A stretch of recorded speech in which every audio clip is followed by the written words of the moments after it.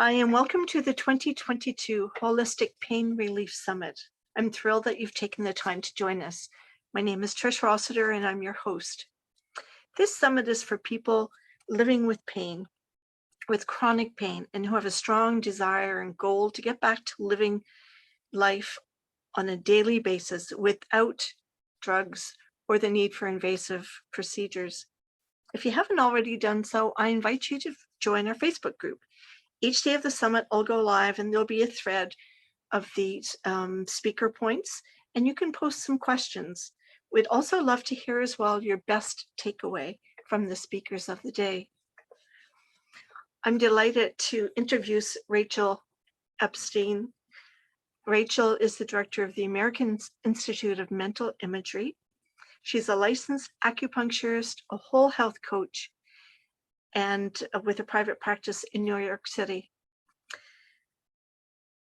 Rachel has authored a couple of books, and we will hear a little bit more about them. And her topic today is mind medicine, pain relief through mental imagery. Thank you very much. Hi, thank you. Thank you. Hi, thanks for having me, and really delighted to be here, and hope I can share some insights and some imagery with you to help you deal, the audience to deal with chronic pain. And first thing I want to do is to just tell you what is mental imagery. So mental imagery is the mind thinking in pictures. We're used to thinking in many ways, mostly logically, but we also think with our gut, we think with our intuition, etc.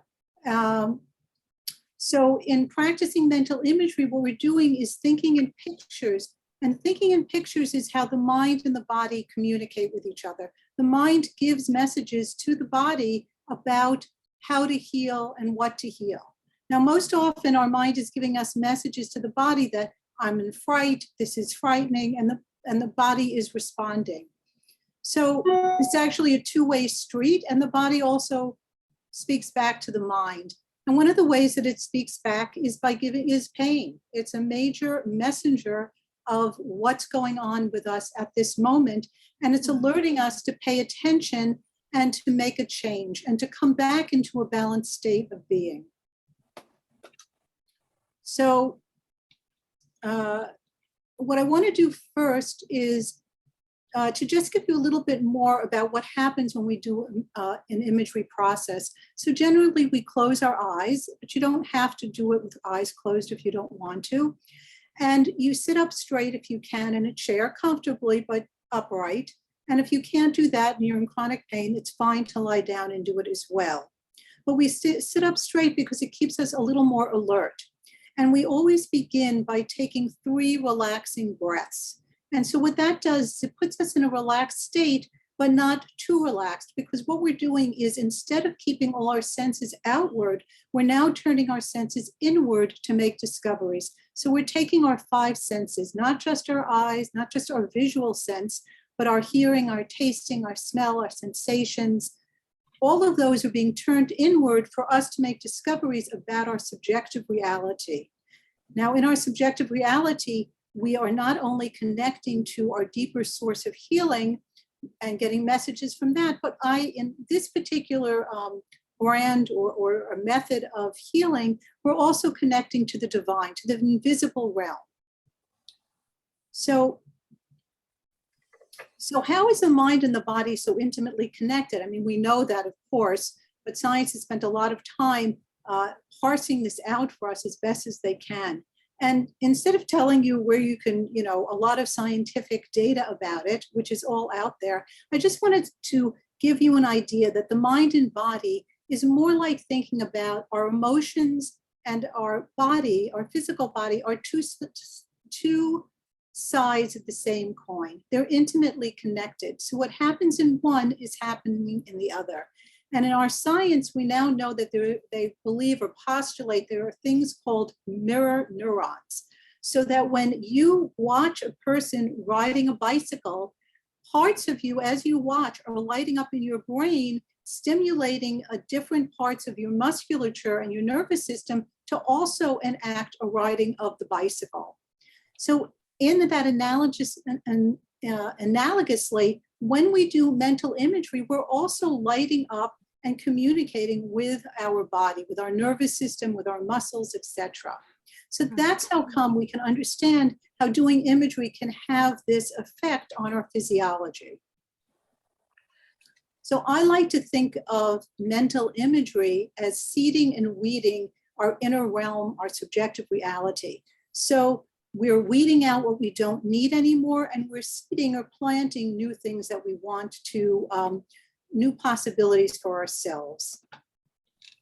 So I said that pain is a messenger for us. And pain, where our pain is occurring, is also telling us, giving us a message, because each organ of the body speaks to an emotional connection.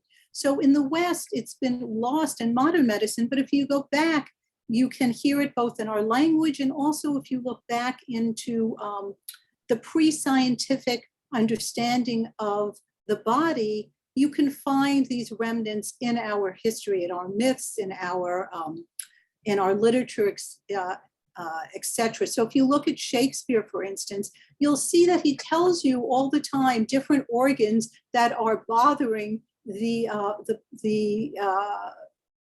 characters in his plays. So if we also listen to our regular language, we see that, because when we speak about in the vernacular, we find this meaning. So, you know, the French are also often considered very liverish, right? That they're sort of quick to anger and then it dissipates. Or that when we have a heartbreak, we know that there's something dealing with our heart that's out of order. So if we have a heart attack, we know that it's speaking to love, because love and the heart are analogous. The liver and anger are analogous. The kidneys and sometimes fear are analogous. This is not only in our system, but if you also go look back at the Chinese model of medicine, you can see that each organ holds a particular emotion. And not only our organs, but also our limbs and wherever we get pain. So when you say, I have a pain in my neck, we might want to ask not, where is your pain? It's in my neck. But to whom do you have a pain? Because illness doesn't just happen in a realm of an isolation. All illness happens in a social context. Right. So as we go on, we're going to want to look at not only imagery to help heal our physical or emotional imbalances, but also to find out what the meaning and what the message is in our life. Because once we know what the meaning is, it helps to dissolve the physical manifestation or the emotional manifestation, because now we're putting the whole together. We're seeing the whole picture. We're not just seeing the physical nor the emotional, but we're seeing the connection within the larger scope of our lives. Fascinating. So now let's just go, and I want to just start with a little imagery exercise. So as I said, we all close our eyes and get into a relaxed position. And let's just do some relaxed breathing. And in this method, we usually start with an exhalation, because the exhalation really releases a lot of toxins, not only carbon dioxide, but it's also releasing norepinephrine, which is in the body, it scars the heart tissue, and it's what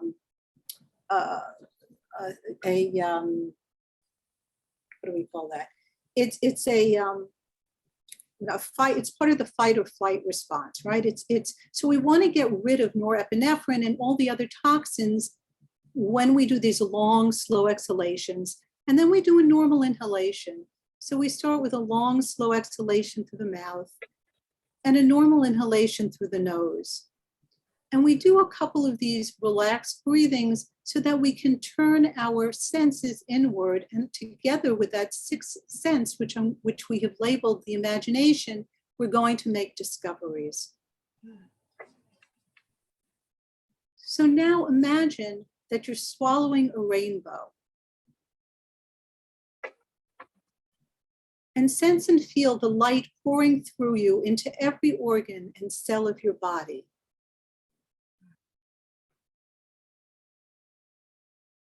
So there's all the colors of the rainbow are flooding you.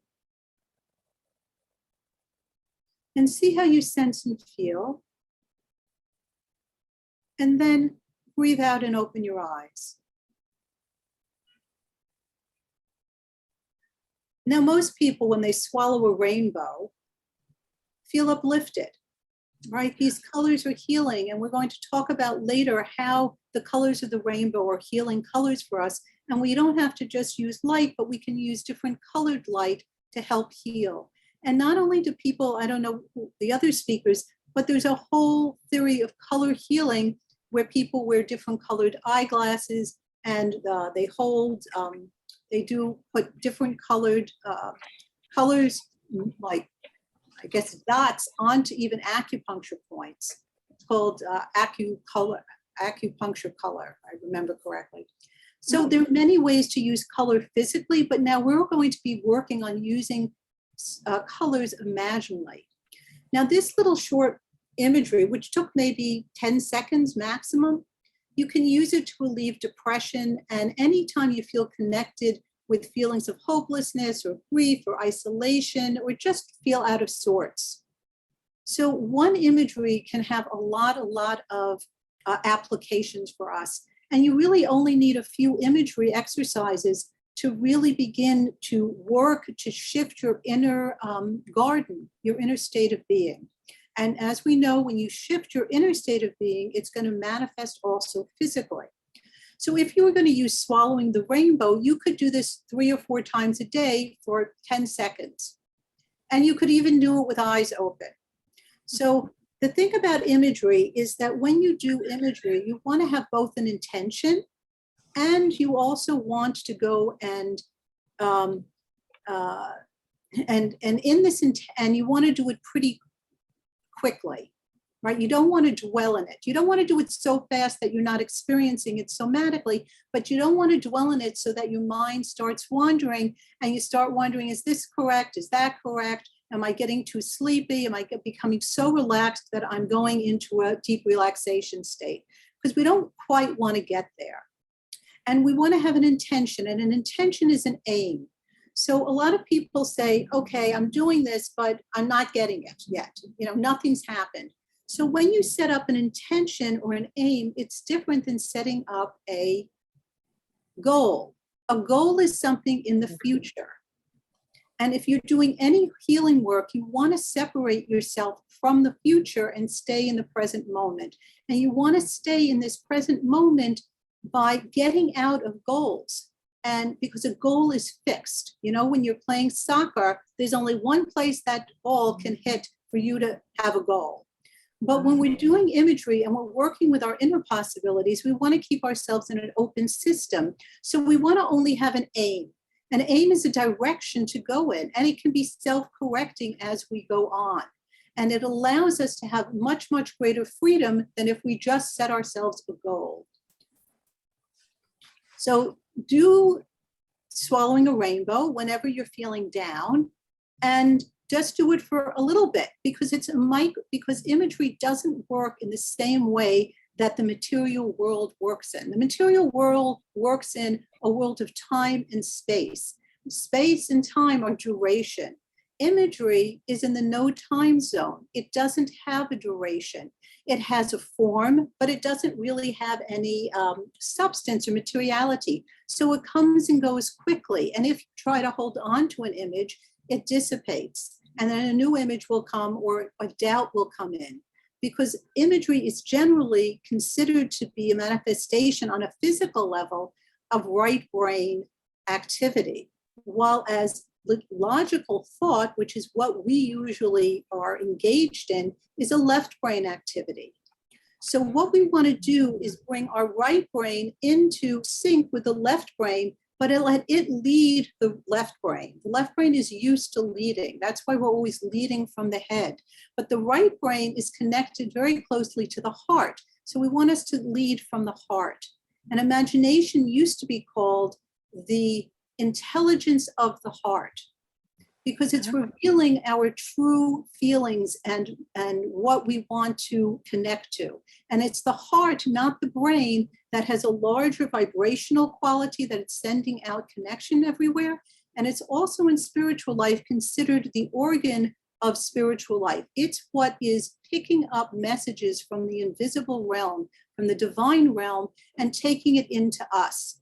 And there was a lot of research that was done with a particular couple, I think in the 1970s or 60s. They were the Lacey's. And what they discovered was that it wasn't just the brain that was talking to the heart, but the heart and the brain actually have a long conversation with each other ongoing. So I think a lot of this is probably now in heart math, but it's just good to remember this. Right. Right. So now, why does this swallowing the rainbow work for most people? Because first, the rainbow, if we look at the Bible, the rainbow came out after the flood, right? Noah, there was 40 days of flood and darkness and waters all over. And then God puts up this rainbow as a message of hope for human beings.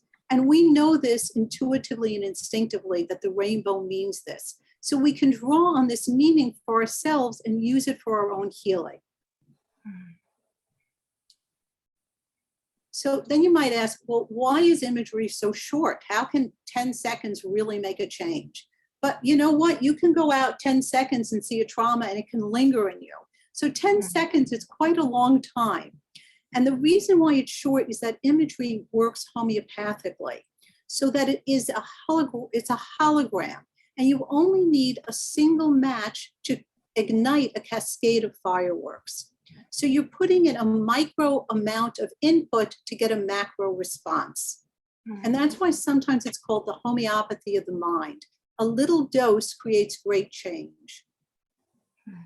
But like any medicine, you need to repeat it generally 3 times a day. So we usually do imagery morning, and then the evening, maybe before dinner and before bed. And we do it for 21 days generally, because it takes 21 days to break a habit and to inscribe a new habit into us.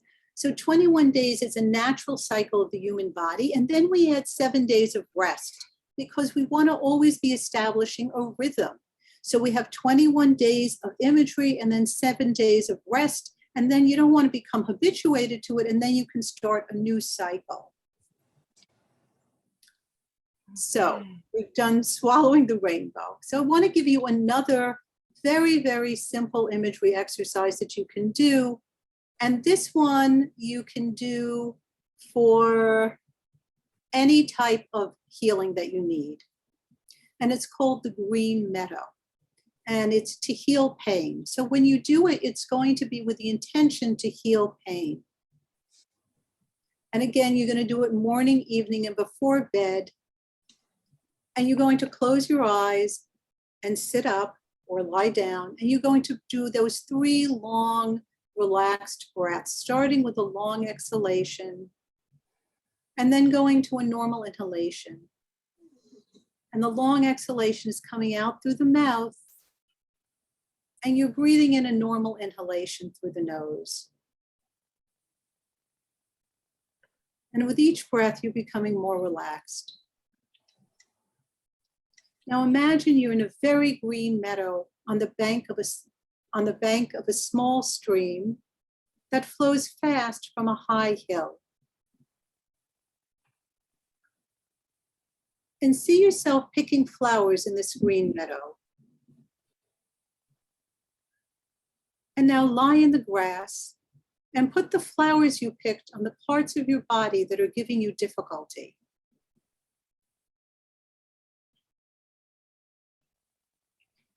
And breathe out. And sense the sap of the flowers entering your body, rejuvenating it and refreshing you with their richness and life force. And now remove the flowers from your body when they start to wilt.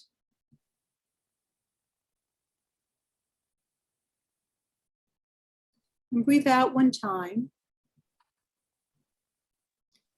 And stand up and throw them into a stream that flows into a creek. And the creek flows into a river, and the river out to sea.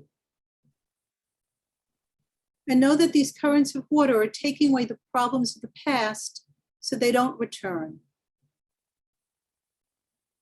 And then breathe out and open your eyes. So what did we learn about this particular imagery exercise? So we know that green is a very healing color and nature is very healing. So often you can go to a tree and sit by a tree and breathe with a tree imaginally, or also out in nature physically if you like. And just breathe with the tree and take in its energies and let its energy run through you. In this one, we didn't go with a tree, we went with a meadow. So meadow is a very healing place and flowers are very healing. And here they're taking away your difficulty. So you're separating from your difficulty, both emotionally and physically. And we're separating so far that we're going out to sea with it. That's how far we want to separate. Because in imagery, we have three basic pillars of healing. One of them is to quiet ourselves, and we quiet ourselves both in our breathing and in imagery itself, where we can get rid of anxiety with an image, or there are many, or we can quiet fear or anger or whatever it is. But we want to come into a quiet place because that's when the sympathetic system can relax and we can get a parasympathetic response in us. So we always want to quiet ourselves. And that's why we start with the 3 breaths. And then we also want to cleanse. We want to cleanse all the things that we don't need to hold on to any longer. So on a physical level, we're cleansing inflammation. We're cleansing toxins. We're cleansing cancer cells. We're cleansing circulatory issues we might have. Whatever it is that we need to get rid of on a physical level, we're cleansing out of us. And what do we cleanse with in life? We can cleanse with water, we can cleanse with fire, we can cleanse with wind, the air, we can cleanse with all of the elements. We can also cleanse with a pail and water and a little brush. So there are many things that we can use in imagery to heal. Because remember, it's an analogy to our everyday life. And what happens in our everyday life happens in imagery as well. So I've said we quiet, we cleanse, and we reverse. So how do we reverse? We reverse by going to the opposite. So how do we go to the opposite? So if we have a compressed vertebra, we go to the opposite by making space with the vertebra. If we have a vertebra if we look internally with our imaginal eyes, which we can do, you would go and clean the vertebra if it's dirty to make it sparkling white. If it was a compression, you might want to put a pink pillow there in between the vertebra. You know, most people come to doctors. Back pain is one of the major issues that most people struggle with in chronic pain. What else do we do? If we have a spasm in a muscle, we want to go and lengthen the muscle. And if we have inflammation, we want to use the reverse of whatever it is that we are dealing with. So if we have inflammation, it tells you by the word inflammation that it's a flame, that it's a fired. So we know inflammation is red, and we know it from our experience because when we have a sore thumb, it's red, right? We can see it. So any type of inflammation in our body is going to be red. Well, what's the reverse of red? That's all we have to ask ourselves. Well, it turns out that blue is the reverse. It neutralizes it. It's the opposite of red. So instead of just using if we were trying to get rid of an inflammation, we might use blue water going in a spiral direction, because spirals are the way that things grow. And right, the world grows. If we look at a flower, it's in a spiralic motion.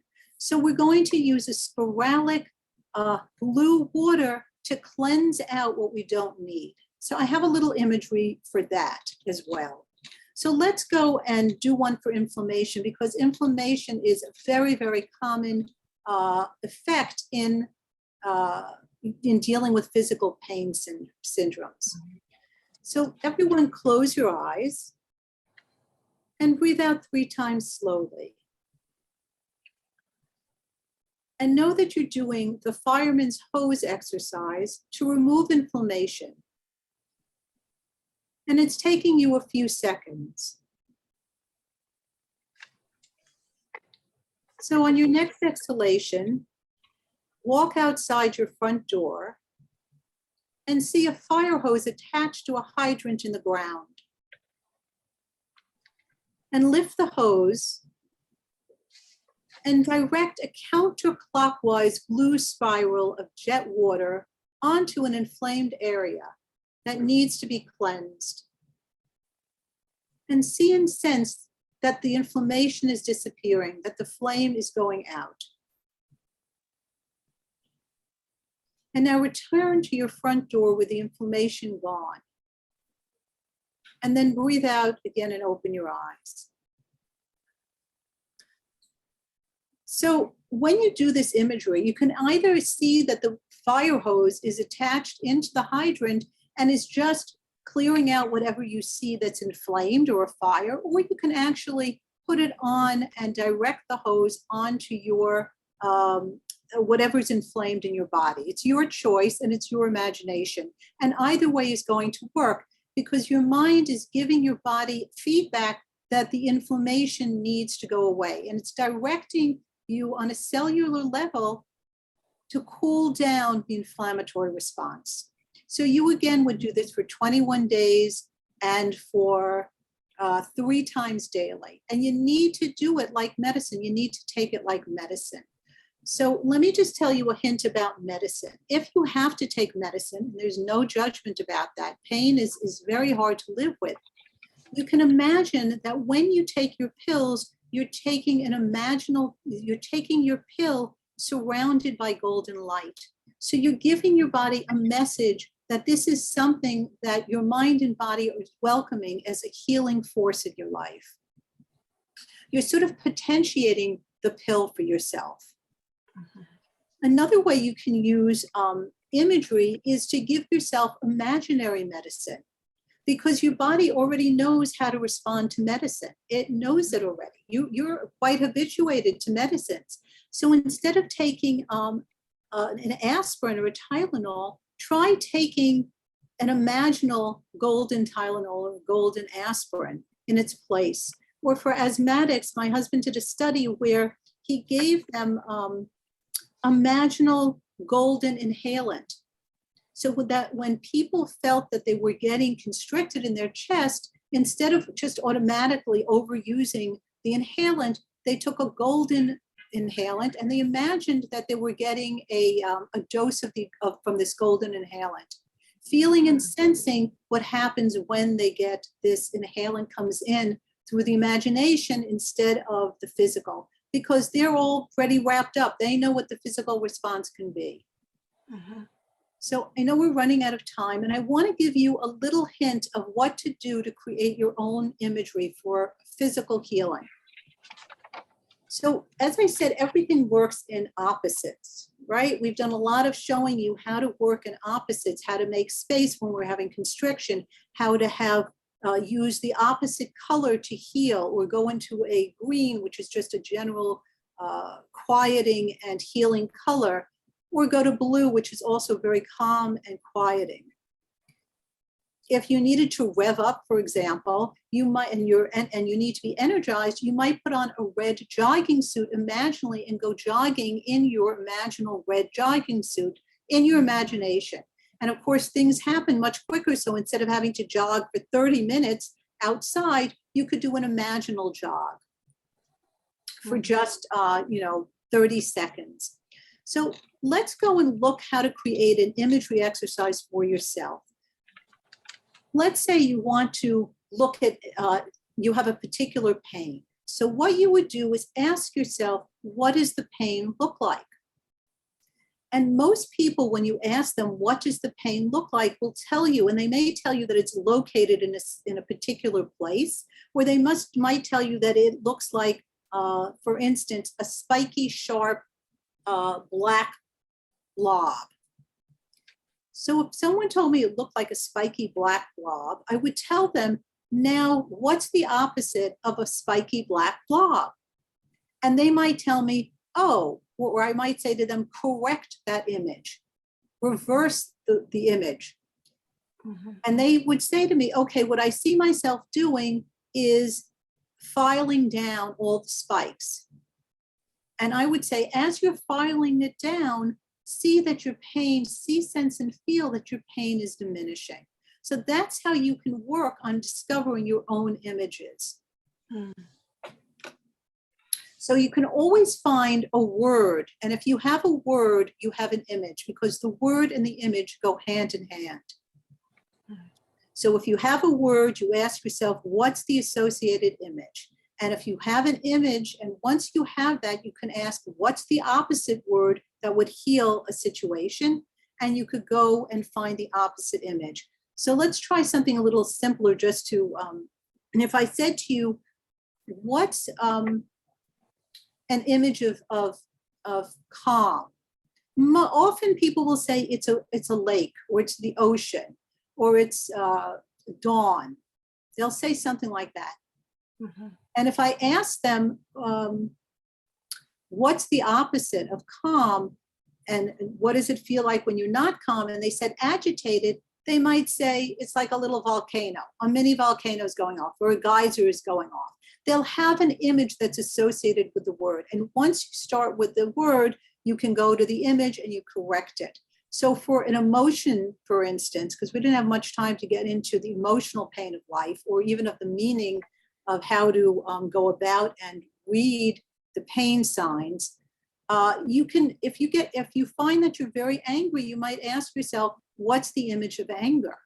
And often people will see a volcano, or they'll see red. Their head is just like red spikes coming out. Whatever your image, it's fine. But let's say that you did see a volcano. So now I would say, well, what's the opposite? What's the correction to this volcano erupting? And they might say there's a rainfall that comes, or the volcano erupts and then it quiets. Whatever that image is, you can start practicing the other image, the corrected image, when you feel the emotion erupting in you. So it can be for anxiety, it can be for fear, it can be for anger, it can be for self-pity. It doesn't matter. You can always find an image that's connected to the emotional state, and you want to reverse it and change it. So you will be seeding new possibilities for yourself. So I have one more imagery exercise called burying the past. I don't know if we have time, I'll be happy to do it. Yes, please. That's good. Okay. So, we have emotional pain as well, and it's often, entwined with physical pain. But a lot of the emotional pain has to do with shocks we haven't been able to, or trauma, or undigested emotions, anger, guilt, grief. There are many, many reasons that we cannot let go of the past, and it's living in us in a painful way. So what we want to do here is a simple imagery exercise called burying the past exercise. So our intention is to let go of the past and whatever is troubling us. So we're going to do this exercise for 21 days in the morning and right before bed. So we'll do it twice a day. So we would sit up and we put our hands in the arms of the chair or in your lap, and we close our eyes and we breathe out 3 times slowly, those long, slow exhalations through the mouth, and breathing in normal inhalations through the nose.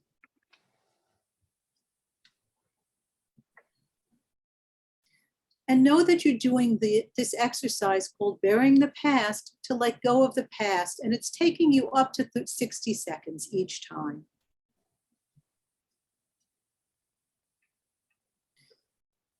So on your next exhalation, imagine yourself walking along a country path. The path is cluttered with rocks, which you clear to make the path passable. At the end of the path, you find a tree. And know, by the way, that anything is possible in imagery. So if you have a big boulder, You can remove it. You can have a backhoe with you. You can have helpers with you. You can have a guardian angel with you. The sky is the limit, right? Your imagination is unbounded. So clear the path, and at the end of the path, you find a tree. Sit by this tree and pick up a leaf from the ground around you. And using the sap from the leaf as ink, write on the write on the leaf all that you can recollect that has pained you from the past, or all that you want to get rid of right at the moment. Any regrets, or any obstacles, or any feelings that are inhibiting you from going forward. And now on the leaf, indicate when you want the past to disintegrate by writing a date on the leaf. And then dig a hole and place the leaf in the hole, knowing that you're burying both the leaf and the past, which, like the leaf, is still somewhat alive, but will eventually disintegrate. And now fill the hole with dirt. And after finishing, quickly go back to the path that you followed to get to the tree, and notice if anything is different on the path as you return to your starting point. And then breathe out and open your eyes. All right, we've packed in a lot of imagery exercises and a lot of tips, and I hope that this will help people to begin to know that they can help themselves with their minds in getting over pain, whether it's physical or emotional, or social and moral. We didn't have a chance to get into all these pains, but any pain can be addressed with imagery. Fantastic. Right. So if you want to find out more information, you can go to my website, and there you'll find a lot of imagery exercises on a lot of topics. And you'll also find a lot of resources with books, CDs, etc., that are available that contain a lot of imagery exercises for physical and emotional issues of various sorts. So thank you for giving me an opportunity to speak today. Thank you very much for sharing. Lots of connections, lots of aha moments in there for me. I have one quick question. At the beginning, you mentioned that often it's the spiritual realm is involved. Now, what about if somebody says, oh no, that's not for me. I'm not, I mean, I know the difference between religion and spirituality, but oh no, that's not me. I don't go there.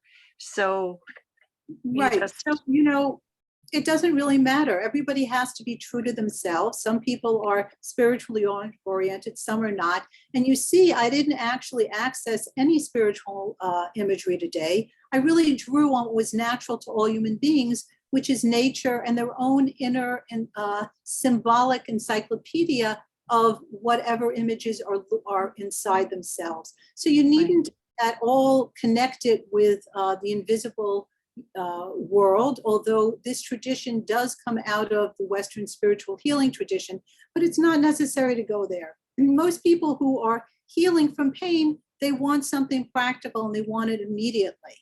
Yes, yes. So there's no need to turn there. And if you do, that's wonderful. Right. Thank you very much for clarifying that for those listeners who may have been a little bit uncertain. I appreciate that. Okay.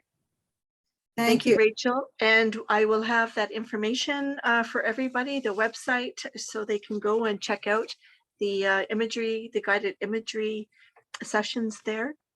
And for those tuning in, please be sure to come back for the rest of the interviews on Holistic Pain Relief Summit. Remember to pop into the Facebook group and share your takeaways of Rachel's chat today. And if you've had experiences in imagery, let us know. If you know anyone else that would benefit from these amazing speakers, please share. They can join at holisticpainreliefsummit.com, where the interviews will be live for 24 to 30 hours after they're given. Appreciate it very much. Right, and if I can add, if someone has a question, they can feel free to email me and ask a question, and I usually can answer it fairly quickly, one way or the other. Perfect. Thanks very That's much. wonderful. Thank you, Rachel. Take care. Thanks. Bye-bye.